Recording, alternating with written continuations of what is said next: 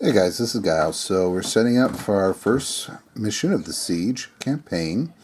This is the Send for Help. My dwarves, I've got 500 point, and my objective is to get across the table and through a 12-inch gap on my opponent's table edge to attempt to get assistance for the besieging castle. My army that I will be bringing is going to be led by, sorry he's not painted yet, a Thane. I'm not allowed to give him any magic whatsoever, so he's equipped with just a hand weapon, a shield, and a pistol for fun. I'm also allowed 3 other possible messengers, one of which is real, and the other 2 which are decoys, may be selected from any model in my army. I'm going to be using 3 individual iron breakers. I want guys that are difficult to kill as best as I can. So one of these has the message. I know which one, and I'll reveal it at the end because my opponents here can hear me. And the other 2 are decoys. So all he has to do is kill my Thane and these 3 guys, and he will win the battle. To escort them, I'm bringing in a unit of 10 hammers, borrowed from my King's Guard, to give them the best chance of success. I'm also going to be bringing in 7 more iron breakers to give a few more bodies. I want as hard-hitting and as good defense as I can get, and a unit of 14 warriors with great weapons.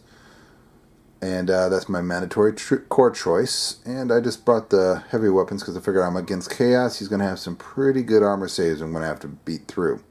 And I'll let my opponent go over his list. Hey guys, so I'm Guile's opponent, playing Warriors Chaos. To have a simple block of warriors.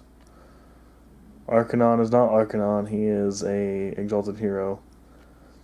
Got 5 warhounds and 1 lone skullcrusher. Let's see what happens.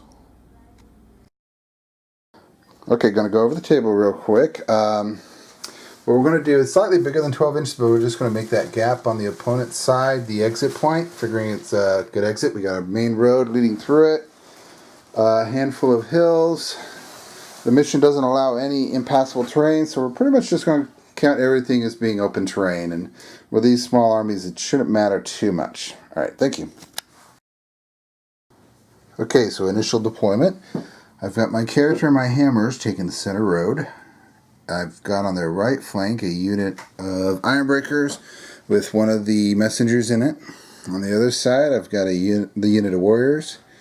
And I got one of my messengers by himself out in the back to kind of be able to move freely from where he needs to go. Alright, so my opponent is meeting me head on. Chaos Warriors in the middle of the road, full unit. I'm scared of those. He's got his Blood Crusher and his general by himself on the left flank of his guys, and the wolves on their own on the right flank. So I get first turn. We'll see how things go.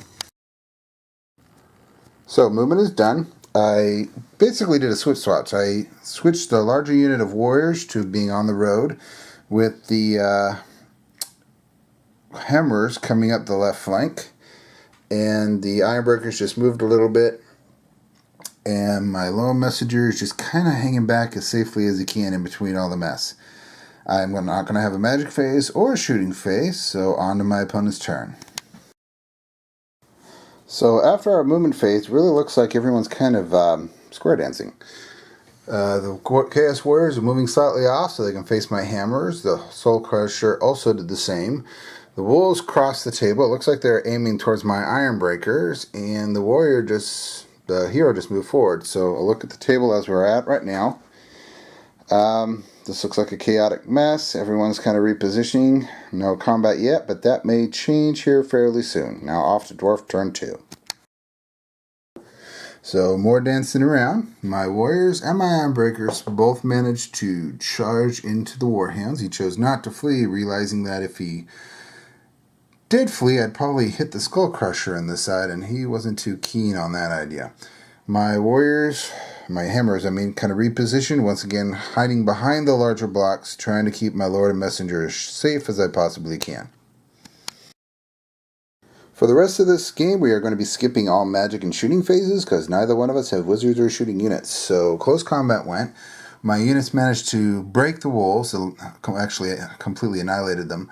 My warriors overran into the Blood Crusher, and my Ironbreakers overran into his general.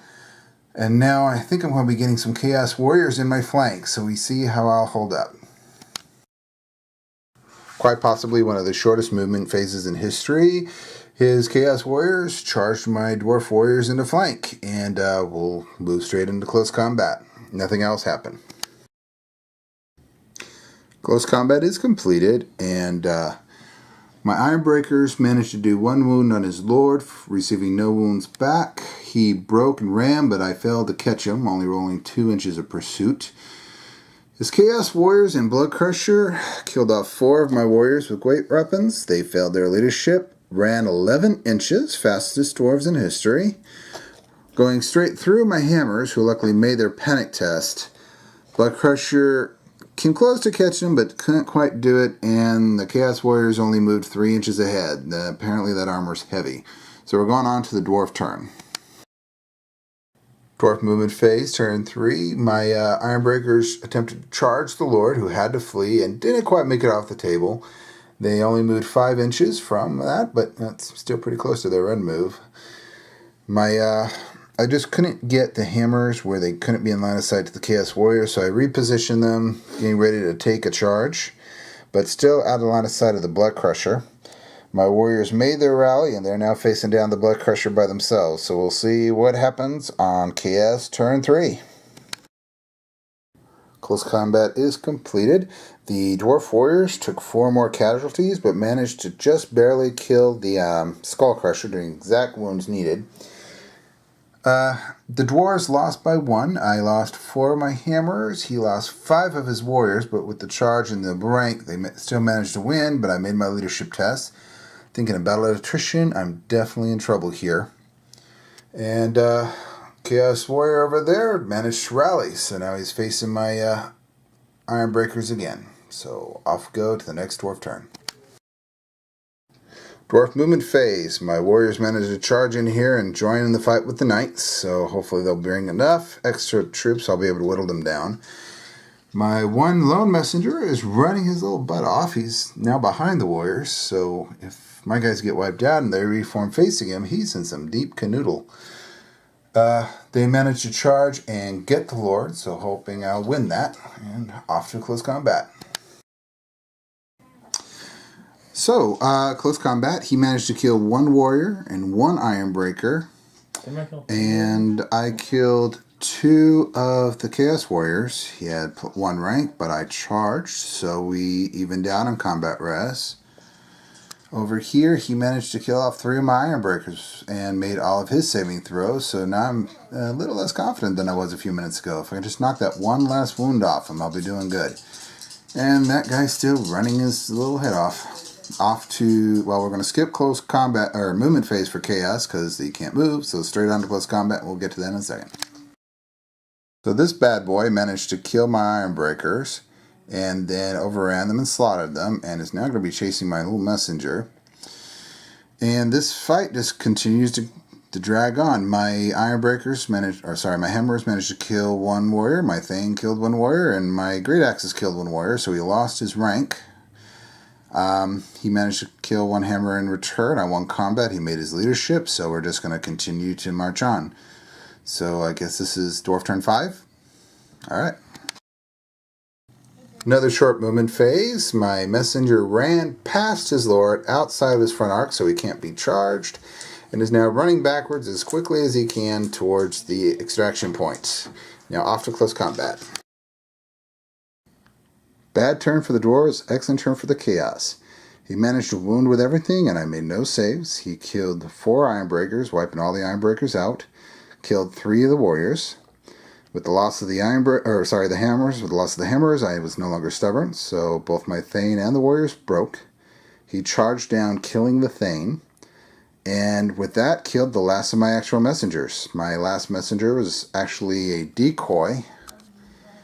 So at this point, the dwarves are incapable of winning, and I concede defeat to Chaos.